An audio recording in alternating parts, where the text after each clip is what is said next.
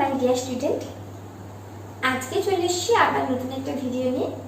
আজকে এই ভিডিওতে তোমাদের সামনে আলোচনা করব আদর্শ গ্যাস সমীকরণ।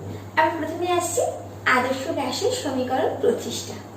তো আদর্শ গ্যাসের সমীকরণ প্রতিষ্ঠা করার আগে আমাদের কোথায় যেতে হবে? আমরা বয়েলের সূত্র অনুসারে কি জানি? বয়েলের সূত্র অনুসারে জানি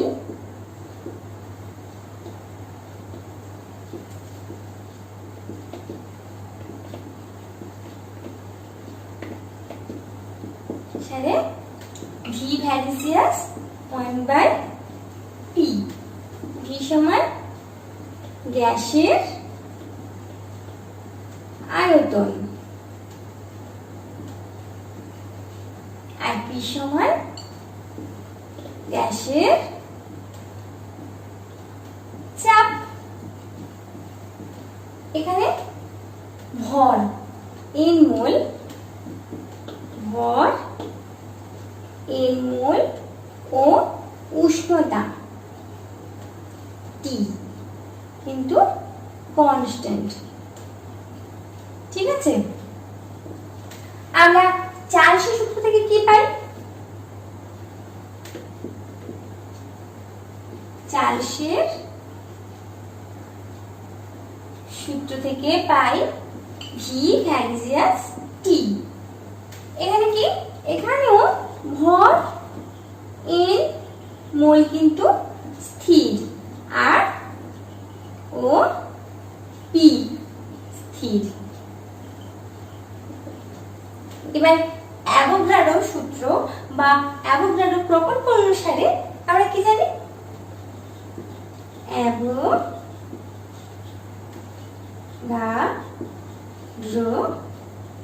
সূত্র বা প্রকল্প অনুসারে আমরা পাই V ভ্যালিসিয়াস n। এখানে কিন্তু P ও T স্থির। এবার আমরা এই তিনটি যে সমীকরণ পেলাম, তিনটে সূত্র পেলাম, এটাকে আমরা যৌগিক ভেদের নিয়ম অনুসারে কম্বাইন করব। তাহলে যৌগিক ভেদের নিয়ম অনুসারে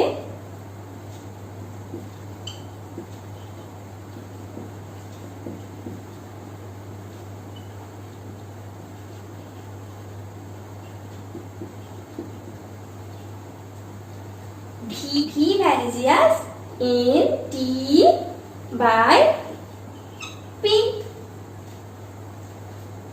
তাই তো? তো এখানে আমরা একটা সমানুপাতিক ধ্রুবক নিলাম K। K সমান কি?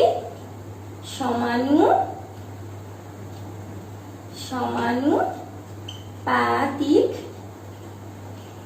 ধ্রুবক হবে PV equal to n K T। নির্দিষ্ট চাপ এবং উষ্ণতায় নির্দিষ্ট পরিমাণ ভিন্ন গ্যাসের ক্ষেত্রে নির্ণীত K এর মান কিন্তু ধ্রুবক হয়। আমরা K এর পরিবর্তে এখানে R ব্যবহার করি। তো এখানে PV সমান n R T। তোমরা বলবে R কি? R কে সার্বজনীন গ্যাস ধ্রুবক ধরা হয়। তাহলে R সমান কি? সার্বজনীন গ্যাস ধ্রুবক। তাহলে আমরা পেয়ে গেলাম আদর্শ গ্যাসের সমীকরণ। এবার আমরা আসবো R এর মাত্রা নির্ণয়। এই যে সার্বজনীন গ্যাস ধ্রুবক R, এর মাত্রা আমরা কিভাবে নির্ণয় করব? আমরা এটাতে আসবো। তো R এর মাত্রা নির্ণয় করছি হবে R এর মাত্রা নির্ণয়। আমরা আদর্শ গ্যাসের সমীকরণটা জানি, তাহলে আদর্শ গ্যাসের সমীকরণ অনুযায়ী কি? PV equal to n R T, তাই তো? তাহলে R equal to PV by NT। তাহলে এটাকে যদি তাহলে চাপ গুণিত আয়তন বাই এন মোল গুণিত পরম উষ্ণতা। আমরা ব্র্যাকেটে লিখে দিচ্ছি চাপ পি, আয়তন ভি, এন মোল মানে এন, অবশ্যই স্মল এন, আর পরম উষ্ণতা ক্যাপিটাল টি। তাই তো, এবার আমরা কোথায় যাব? মাত্রা নির্ণয় করছি। তাহলে চাপ, চাপ সমান কি জানি? বল বাই ক্ষেত্রফল। তোমরা তো মাত্রা শিখেছো, তো বলের মাত্রা কি জানি? M L T to the power -2। এটা অবশ্যই থার্ড ব্র্যাকেটের মধ্যে মাত্রাকে রাখতে হয়, তাই তো? জানা আছে তো। আর এল কিউব, তাহলে এটা কি দাঁড়ালো? M L to the power -2 T to the power -2 হয়ে গেল আমাদের চাপের মাত্রা। এই মাত্রাটা যে বের করেছি, এটাকে এবার এখানে বসিয়ে দেখব। এখানে পুট করে দেখা যাক কি আসে। তাহলে কি আসছে? M L to the power -2 T to the power -2 bracket আয়তনের মাত্রা কত? L cube by N mole into কে।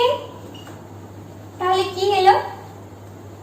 এলো M L T to the power -2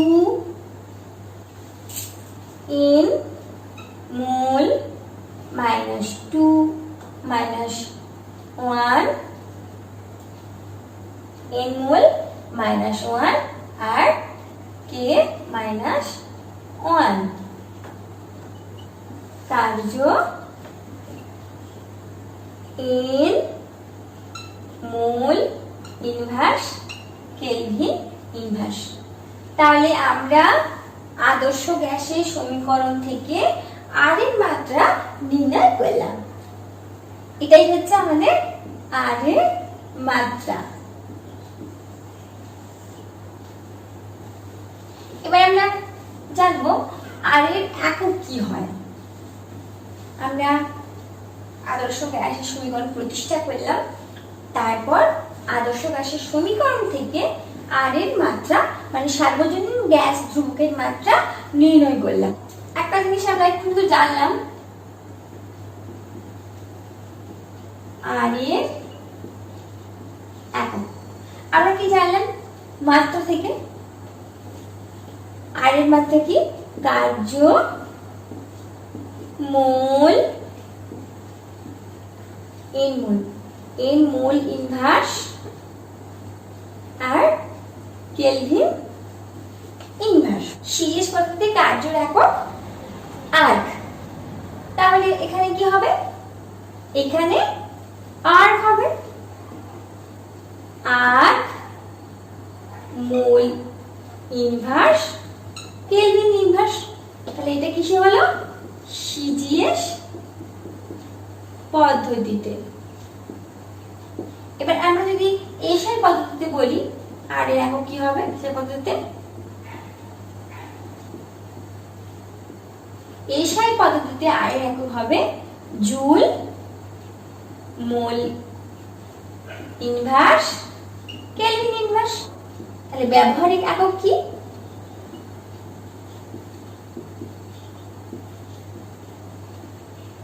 calorie, calorie mole inverse kelvin inverse. এই হয়ে গেল আমাদের আর এর একক। একটা কথা জেনে রাখা দরকার, এখান থেকে আর এর মান বের করা যায়, ঠিক আছে? আর এর মান এসআই, সিজিএস এবং ব্যবহারিক ক্ষেত্রে আলাদা, এখান থেকে বের করা যায়। ভালো, তোমাকে জানানোর উদ্দেশ্যে বলছি, আমরা এখান থেকে আদর্শ গ্যাসের সমীকরণ থেকে আর এর মান কিন্তু বের করতে পারি। আমি একটু হালকা করে দেখিয়ে যাচ্ছি, তোমরা দেখো যদি বুঝতে পারো। আমরা জানি কি পিভি সমান এন আর টি। তাহলে আর সমান কি হচ্ছে পিভি বাই এন টি। এবার সিজের পদ্ধতি হোক, এসআই হোক আর ব্যবহারিক হোক, যে কোনো ক্ষেত্রে এন এর মান 1 মোল আর টি এর মান কি 0 ডিগ্রি সেন্টিগ্রেড এবং 273 কেলভিন, তাই তো? তো তোমরা যদি এই টি এর মান 0 ডিগ্রি সেন্টিগ্রেড 273 বা 273 কেলভিন বসাও, এন এর মান 1 মোল বসাও, বসিয়ে চাপ এবং আয়তনের মান সিজিএস এবং এসআইতে বসিয়ে দেখলে তোমরা আর এর মান ক্যালকুলেশন করে বের করতে পারবে। আমি বলে রাখছি সিজিএস পদ্ধতিতে আর এর মান 8.314 into 10⁷ arg mole inverse kelvin inverse. আর এসআই পদ্ধতিতে আর এর মান 8.314 জুল মোল ইনভার্স কেলভিন। ব্যবহারিক ক্ষেত্রে আর যে মানটা ব্যবহার করে সেই মানটা কি জানো?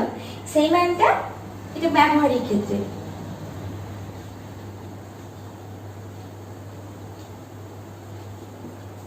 1.981 অ্যালোডি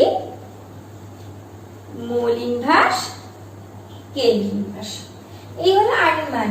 এটা কিন্তু ক্যালকুলেশন করে বের করা যায়, তো তোমরা জেনে রাখো। এগুলো মুখস্থ রাখাটাই তো ভালো। অঙ্ক করার ক্ষেত্রে তো মানে সেখানে ক্যালকুলেশন করে বের করা সম্ভব নয়, তো এই মানগুলো মনে রাখতে হবে। আমরা 4 নম্বর যেটা জানবো, আদর্শ গ্যাসের সমীকরণ থেকে আণবিক ভর নিয়ে। এবারে আমরা আসছি 4 নম্বর পয়েন্টে। কি হয়েছে? আদর্শ গ্যাসের সমীকরণ থেকে গ্যাসের আণবিক ভর নির্ণয় করব। এটাই আমাদের লাস্ট পার্ট। তো আমরা ধরলাম কোনো গ্যাসের মনে করি কোনো গ্যাসের আণবিক ভর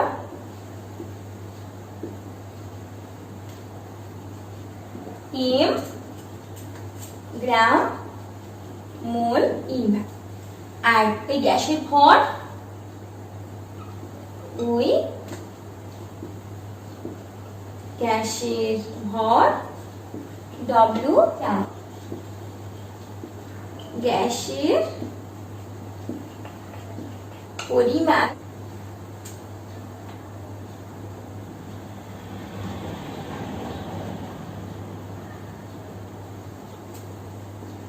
W by m মোল। তাহলে আমরা কি জানি? PV সমান n আর T। তো PV সমান n আর T যদি হয় তাহলে PV ইকুয়াল টু n এর জায়গায় এটা বসবে, মানে এটা n সমান, তো তাহলে W by m R T। তাহলে আমরা খুব সহজেই আদর্শ গ্যাসের সমীকরণ থেকে গ্যাসের আণবিক ভর নির্ণয় করতে পারবো। আশা করি বুঝে গেছে। তাহলে আজকে এই পর্যন্ত থাক। সবাই ভালো থাকো, সুস্থ থাকো, সাবধানে থাকো।